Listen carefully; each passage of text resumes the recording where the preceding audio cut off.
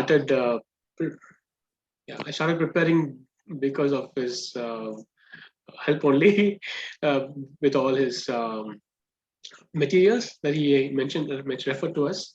So he referred actually these two. Can you see my screen?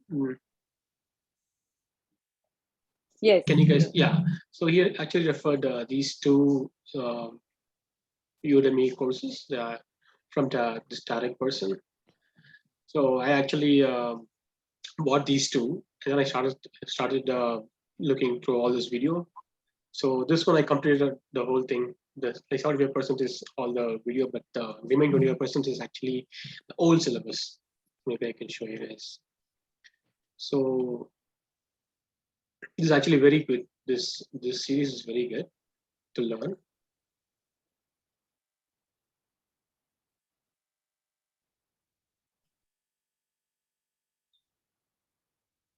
So I completed the whole thing. I saw all the videos, and they also have quizzes after each video. So it's very good. So I completed all this, and then I also studied.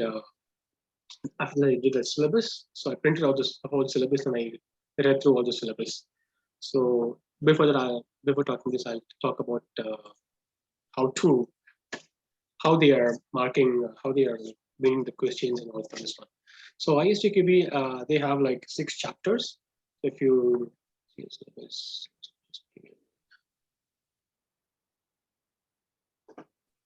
yeah. So they have 6 chapters: fundamentals of testing, testing towards the software development lifecycle, static testing, test techniques, test management, tool support for testing. So these are the 6 chapters, and actually the marks are also like based on this 6 chapters, the questions. I mean,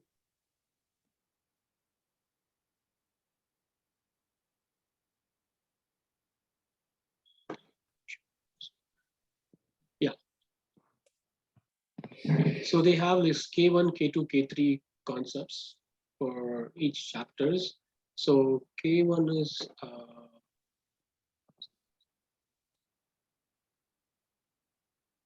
yeah. So K1 means can you see here? It's recognize, remember, retrieve, identify, recall. So example is I can remember the definition of failure as the inability of system, or example like how to say, you have to remember the definition. The K1 is like if you remember the definition, and K2 is like you have to explain what is that, and then K3 is like you have to apply. Like this is where you get like scenario questions in K3 and K4. So just remember that. The K1 is like remembering the question or the syllabus or the definitions like that, and then K2 is like you have to explain a little bit, and K3 is like apply. So based on that, they actually divide the questions. So K1 you'll be getting like 20 questions, and then K2 you'll be getting like 12 questions, and K3 and K4 you'll be getting 8 questions. So totally you have 40 questions for this exam.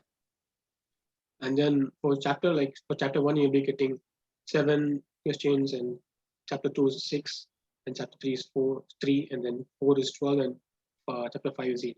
So you can clearly see that chapter 1 and for chapter 4 and 5 are like very important. You get more questions here, and then these questions will be coming from chapter 3 and 6.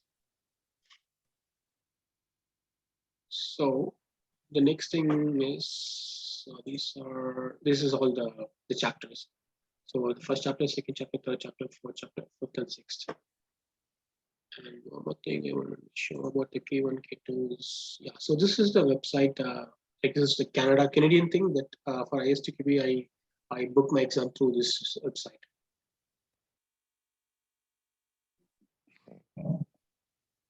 So Brother Anbu, it is an open book examination?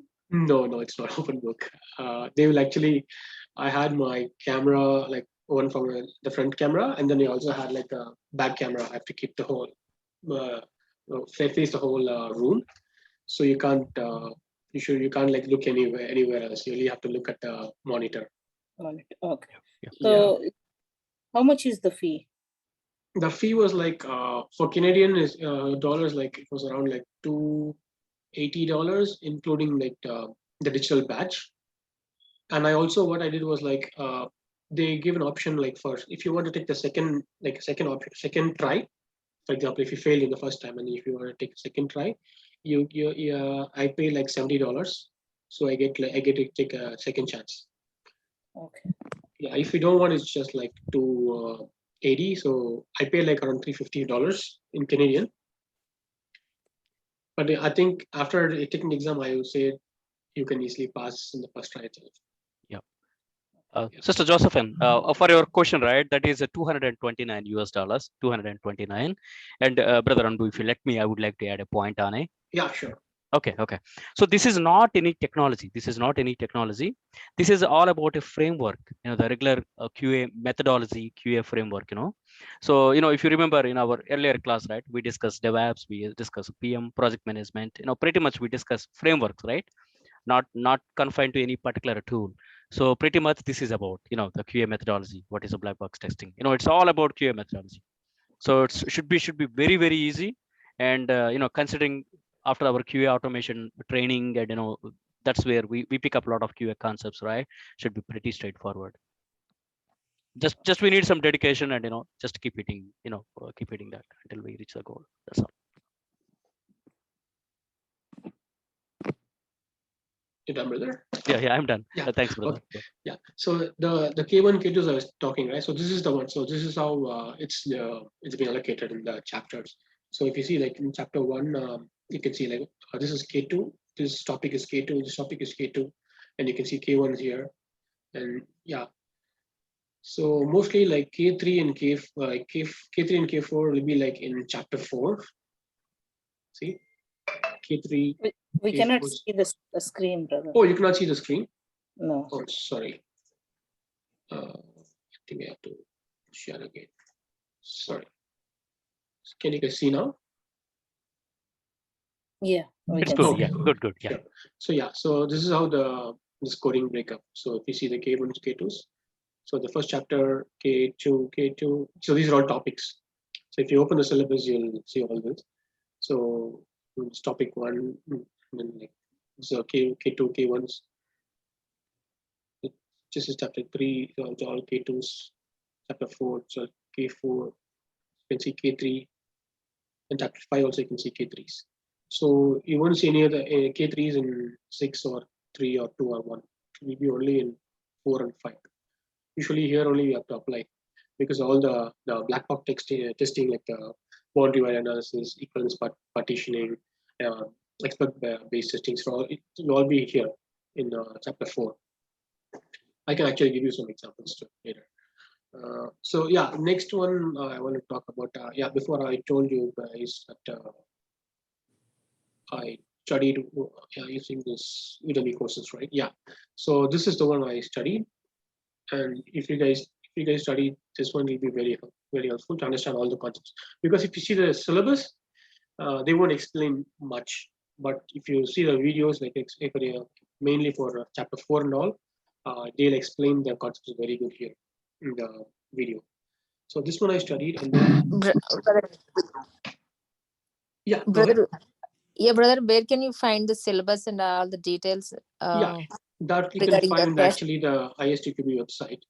So this is ISTQB website. Do we need to register to see all the syllabus details? No, I can show you. So okay. So this is the website, istqb.org.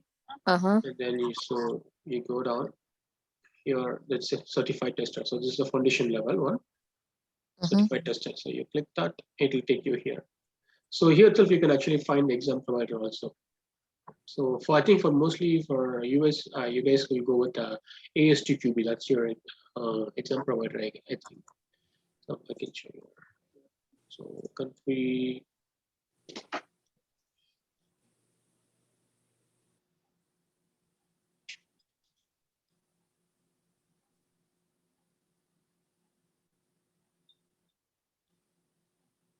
So yeah, this is the one.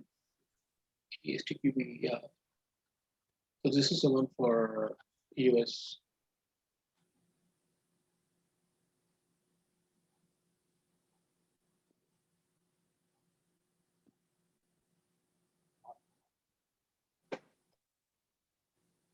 Yeah. So this is for US section. you can actually contact these guys, or you can go to their website and book their exam through them. Yeah, exam registration. If you want training also, they'll give it either training. So this is for US, but you actually need to download all the syllabus from here, from this ISTQB website. So we go back, and so actually this is actually the syllabus, the contents. We go download the materials. So they have the syllabus. You can download the syllabus from here, and also they have some sample exam question and answers here. So you can also download that, and I think they will have some glossary also. I already downloaded the syllabus. So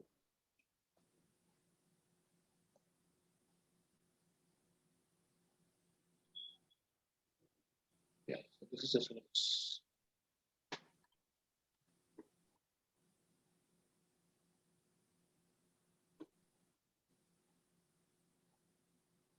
It's like around 8 pages.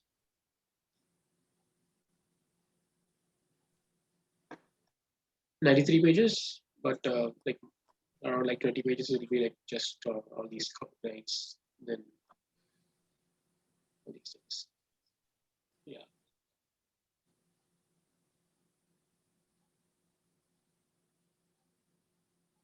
So yeah, so this is the syllabus. You can download that.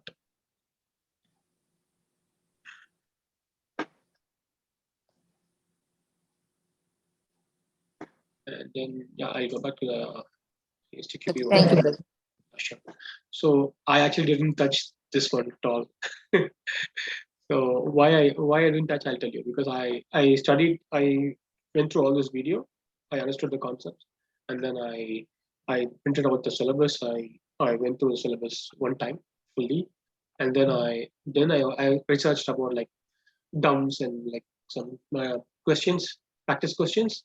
So I didn't get anything properly for this.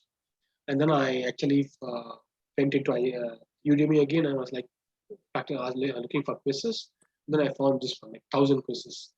So if you can see that I only completed 50% on this one. So this is actually a really good one. So after completing those two, I didn't have time. I only had like I only started this on the last day before my exam. So I actually skipped many. So this is all questions, and I actually got like around 10 to 15 questions from this one. Maybe if I studied fully, I would have got more than that. I would have known, but you can't just rely on this one, because you have to know the concepts. After you know the concepts, then you can go through the questions. Because while doing this quiz itself, I got almost 80% while doing the quizzes. So you see, like every all the chapters they'll have quiz, like around 1,000 quizzes. So I would say if you do all these three, for sure you can easily pass. I got 95%. So I only got two questions wrong, and both were in chapter 4. So other than that, was good. And I'll give some more tips for the exam. And one more thing, like I actually didn't touch chapter 6 at all, because I didn't have time. So I didn't touch chapter 6. So I just read through the syllabus. So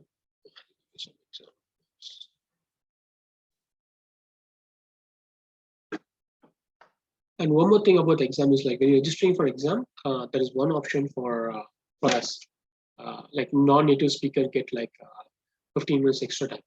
So while registering our exam, because we are all non-native speaker of English, right? So English is not our mother tongue, so it's not our birth language. So we get 15 minutes extra, and that is really helpful for the exam. So I actually opted for that one. When I was looking for my exam, there's an option, and you can opt for that one. And they for ISQI they asked me to send.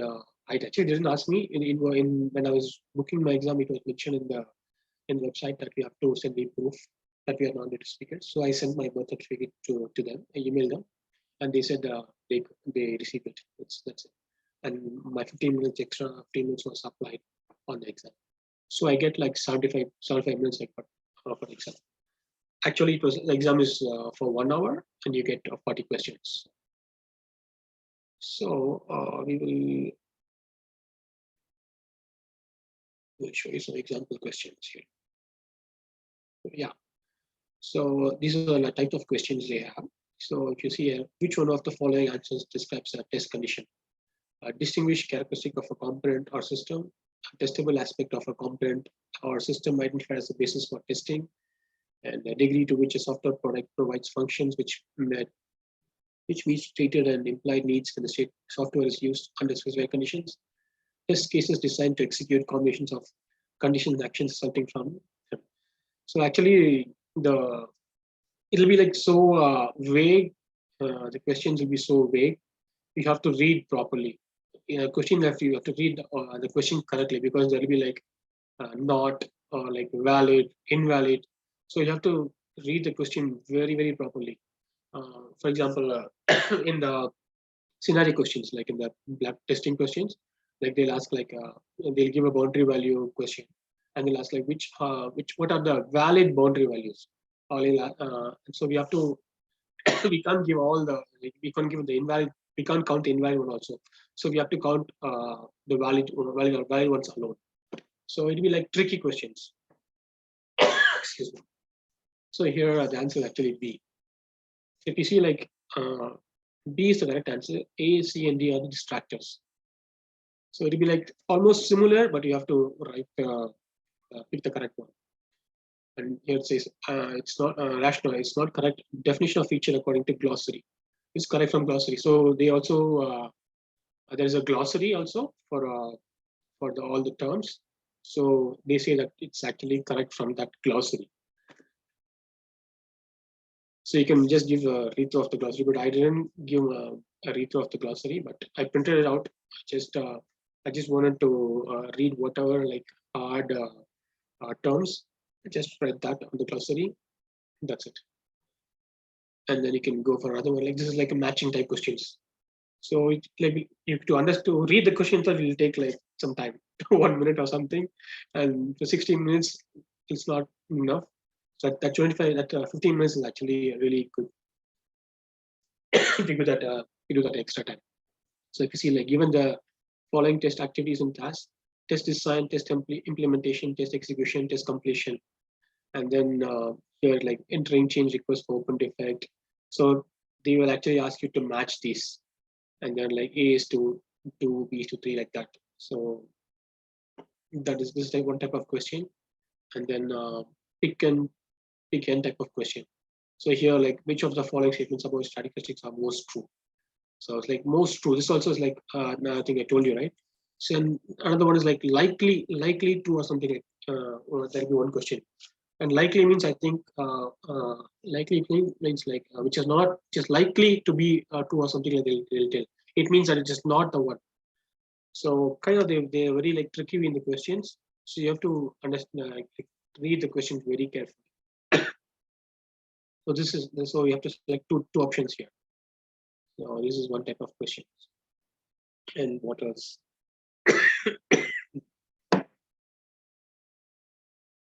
Do you guys have any questions?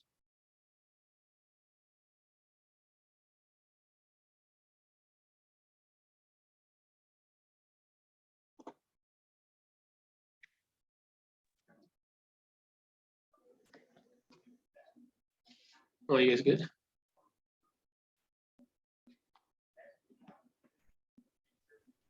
Thanks, brother Anbu. Do you mind sharing a few questions? A few example sample questions, maybe from Udemy or anywhere. Yeah, Sure. just to get a gist of it. So I want to ask you one thing. Sure, sister. What framework that in future you want to work on, like Selenium, Cucumber? I think we studied Selenium, so I would go with Selenium. Yeah.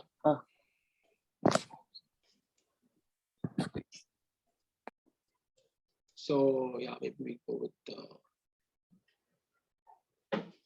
partitioning. Maybe.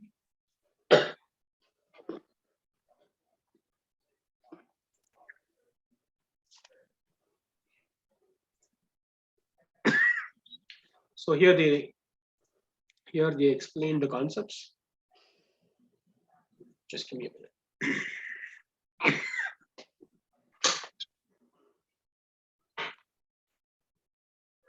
So equivalence partition is actually it's like a testing type technique. So it's like when you're testing, you'll have like 100 values, right? So in this type of technique, like you have to like equally you'll partition it. So for example, if you have 1 to 100, maybe like 1 to 10, and then like 10 to 20, 11 to 20, something like that. You like 10 partitions like that. That's an example I'm just giving. So for example, here, questions.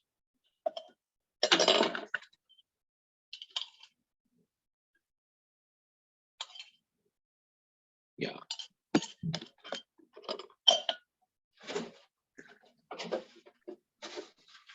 The quiz here. Yeah, quiz is here.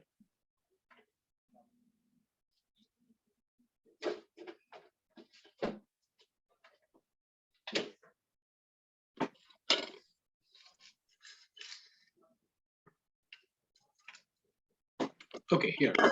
An employee bonus is to be calculated. It cannot be negative, but it can be calculated down to 0.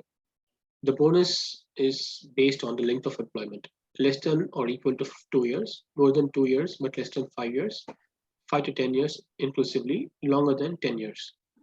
So here actually we have to partition it. So what is the minimum number of test cases? So they ask the minimum number of test cases required to cover all the valid equivalence partitions for calculating the bonus.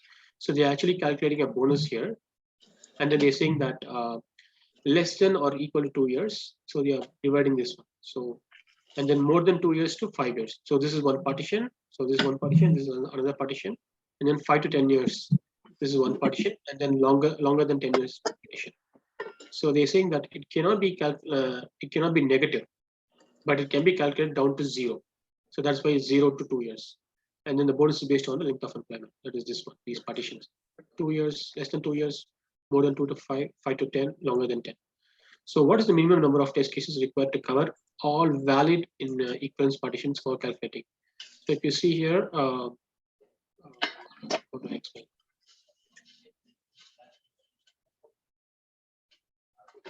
Okay, so for in 0 to 2 years, we just need 1, right? And then 2 to 5 years, we need 1. And then 5 to 10 years, we need 1. And then about 10. So yeah, we need just 1. So it'll be 4. So equivalence partition, you just need 1 in all the partitions. And we can, usually in equivalence partition, we can go negative also.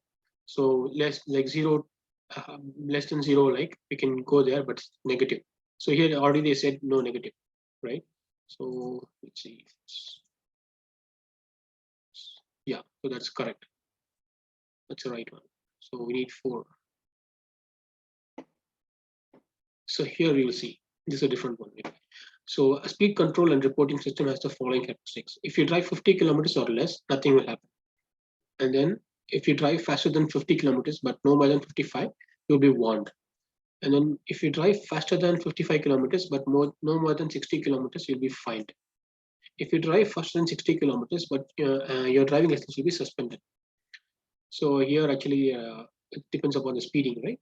So the speed in kilometers or hour is available to the system as an integer value, which would be the most likely set of values identified by applying the boundary value analysis. So that one was equivalence partitioning. This technique is boundary value analysis. So where only the values on the boundaries of equivalent classes are selected. So you have to remember this. Values on the boundaries of the equivalence classes are selected. Usually for boundary analysis, we only go with the values on the boundaries, not in between. But in the equivalence partition, we just need one, right? Or of all the partitions. In boundary wire analysis, we'll be like concentrating on the boundaries. So for example, here, so if you drive 50 kilometers or less, so 50 or less means is 50 and below, right? That's 50 is the boundary here. And then so maybe 0 to 50, right? So 50 is the boundary. And then next boundary will be if you drive faster than 50, but no more than 55. So the next boundary will be 51 to 55. So the next boundary is 51 to 55. And then the next boundary is so above 55 to 60. So that will be 56 to 60. You'll be fine. And then the last one will be if you drive faster than 60, that will be above 60, from 61, there's another boundary to infinite, right? So your license will be suspended. So they're asking which one will be the most set of files. So we have to also look at the answers. So they're saying which one will be the most likely set of values identified by applying the boundary value analysis, where only the values on the boundaries of the equivalence classes are selected. So now you can see we have 0, 49. Is 49 a boundary here? No, because I said like from 50, 0 to 50, right? So 0 is a boundary, 50 is a boundary, right? So 49 is not a boundary. So this one won't be coming. This is not the right answer. And next you can see 50, 55, 60. These are boundaries. And we are asking like which would be the most likely set of values identified. So most likely set of values identified by applying the boundary analysis. Okay, then here again 49, 50, 54. So these are all boundaries. 49, 54 are all boundaries. And then we see here 50, 51, 55, 56, 60, 61. So this one is like actually less number. This is actually more number, right? This is also, or these are all the boundaries. So if you see 50 is a boundary, 51 is a boundary here, 55 is a boundary, 56 is a boundary, 60 is a boundary, 61 is a boundary. So this is the correct answer. So this is all they do in the testing, right? So when they are testing, when they have many numbers, they actually, when they go with the boundary analysis, they only take this much number of numbers, and then they do the testing. They do the testing. They test and see the software, right? That's what is this boundary analysis. So this is the correct answer. Okay.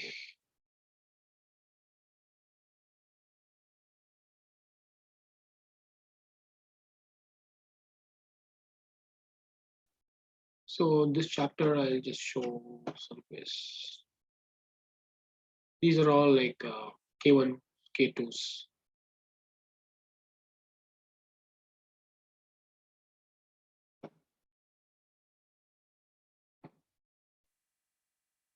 So which of the following statements is a valid objective for testing? Actually, value objective for testing. The test should start as late as possible so that the development had enough time to create a good product. To validate whether the test object works as expected by users and other stakeholders. To prove that all possible defects are identified. To prove that any remaining defects will not cause any failures. So what do you guys think? Which one will be the answer here?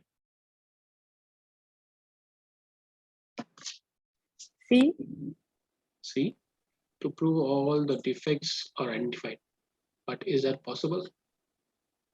Actually, the testing and the in agile methodology, the testing and the development and everything is in parallel. So I had to think logically. Yeah. So in ISTQB, they would say like in the ISTQB is standard for the whole software thing, right? Worldwide, right? So what actually they say is you can't find all the mistakes in the software. Yep. Right. That's what they Yes. say, right? So you can you can be like you can deliver a good software, but it cannot you cannot prove that it's 100% defect free, Bug free. right? Bug free. Yeah, you cannot prove that it's 100% defect free, something like that. So I don't think this would be the right answer. So the test should start as late as possible. So that is actually very What wrong, is the right? start Yeah. schema? What is the snowflake schema? Okay, so and all that we discussed it, right? All of that we discussed. Is someone asking a question? I think somebody was on mute. Okay. So this is like a waterfall model, right? So yeah. So this won't work. No, it's not waterfall model. Like, so the development had enough time to create a good product. Kind of, but not. But actually, yeah, in the first one, it's as start as late as possible. So the parallel thing is not justifying here. Yeah. Yeah. According to Agile is not, but according to ISTQB does not follow only Agile. They follow Yeah. all the models. All too, right. Exactly. Yes. But in that case, I think this won't be possible too, because Yes, they follow everything. So they can't just go with one and ask you a question like that. If it's that, then they'll mention according to waterfall model, what is the valid statement, right? They'll ask like that. So the next one is to validate whether test object work as expected by the user and other stakeholders. So this might be true, like to validate whether test object works as expected by users and stakeholders. And then here to prove that any remaining defects will not cause any failures. I think B is good answer. B or D, to prove that any remaining defects will not cause any failures. So if there are more than one answers, it must be asking like. Yeah, if it's more than one, they will actually ask. Yeah. Okay. Yeah. So let's check for B. Yeah, that's the correct answer. Yeah. Yeah. Good. So yeah, this questions actually helped me a lot. I only had 1 day of time, and I started in the afternoon. But yeah, I only completed 50% of these questions, but it really helped me a lot. So after studying all these things, then you practice the questions, then it will be really helpful even for understanding. So because when you make a mistake in the quiz, then you understand, oh, this is the right answer, and you will know like how the questions will be asked. So I even like one question I even got like the scenario question. Also, I got the same question from this quiz.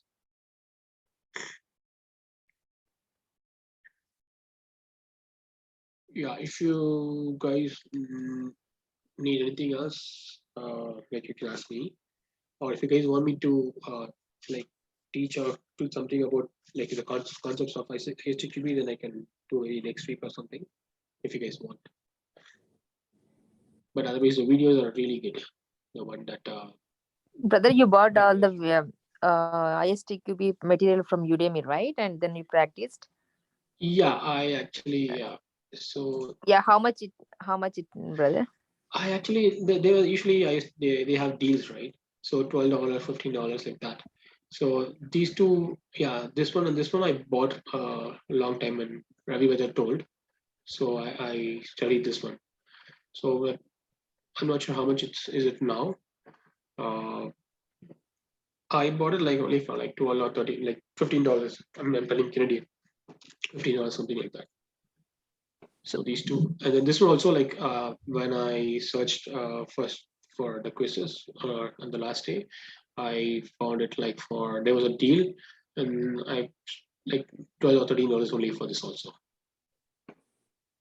Oh, thank you, brother. Maximum $15, yeah, for this one too. Yeah. Yeah. I thought it would be more than $50 or $100. No. Yeah, not.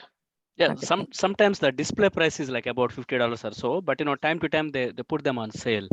Like a Memorial Day or even during the weekends, actually they put it down. Okay, like brother said that about like 10 to 15 bucks. Okay. Thank you, brother. But don't purchase. If there is more than that, don't spend on it. Yeah, it will come actually in sale.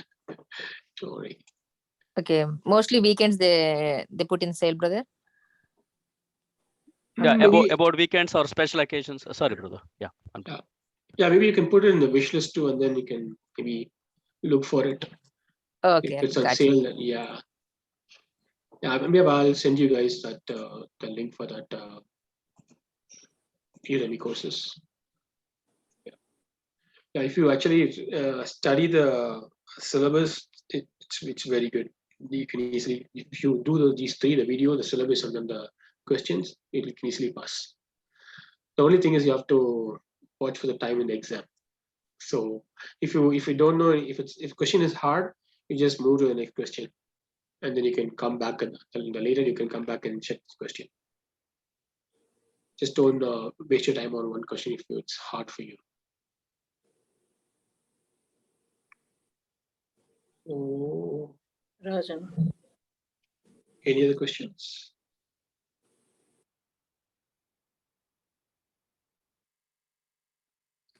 So after registering for the exam, we are getting the time for preparation, or immediately we have to give the exam? What is that?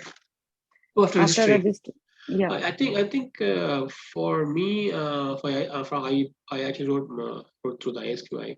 For me, I think I had 3 months or 1 year to book the exam.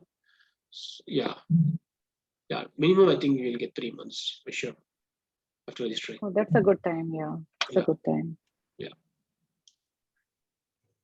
Yeah, and then you book the exam, and they also have like if you want to like 48. If you want to cancel the exam, you can cancel it before like 48 hours, something like that, and then you can postpone it. If you want to postpone it.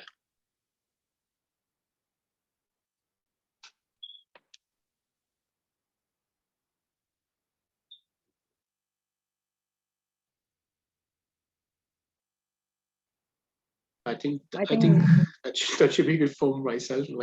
If you guys have any questions, you can ask, or if you guys want any concepts, if you want me to teach concepts, I can teach you guys next week or something. Yeah. Guys, do you have any questions?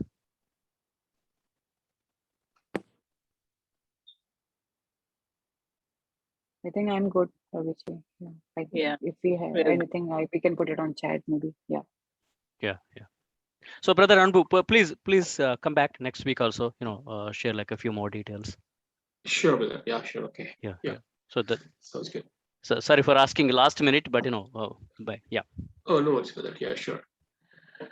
Okay, thank you all. Thank you for the opportunity for sharing my experience. So Anbu, actually you were saying you were talking about, I don't know what number we were talking. Those were the modules you were saying it's very important, right? Out of the syllabus. You mean the K1, K2s? Yeah. A kind of modules, right? So the chapters actually, so these are the chapters, right? So each one will be having like topics. So maybe I'll show you. Right. So you said like which module is most important? You get most of the questions? Like more like 3 and 4. Sorry, 4 and 5 are very important. You get like in 4 you'll get like 13 questions, I guess, and then in 5 you get 8 questions. And these also like 1 and 2 are also very important. The least questions will be coming from 3 and 6. So 1, 2, and 4 and 5. Yeah. Okay, then maybe if you can share your knowledge out of these topics, then it will be nice. Yeah, sure. Yeah, maybe like mainly like chapter 4, because there you really have all the testing techniques. So maybe that I can explain. The black box technique, white box techniques and all. Yeah. And then maybe if you want, I can explain these concepts too. Yeah, sure. Sure. I think that's all from my side. And thank you so much for sharing your experience and all the very best. You're welcome. And thank you. Yes. Okay, then. Bye-bye, everyone. Thank you. Thank you. Bye. Thank you. Bye, brother. Thank you, sister. Okay, brother. I'll see you then. Yeah, thank you, brother Anbu. Thank you so much, brother. Thank you. Thank you. Thank you, brother Anbu. Thank you. See you next week. Yeah, sure. Thank you. Yeah. Thank you.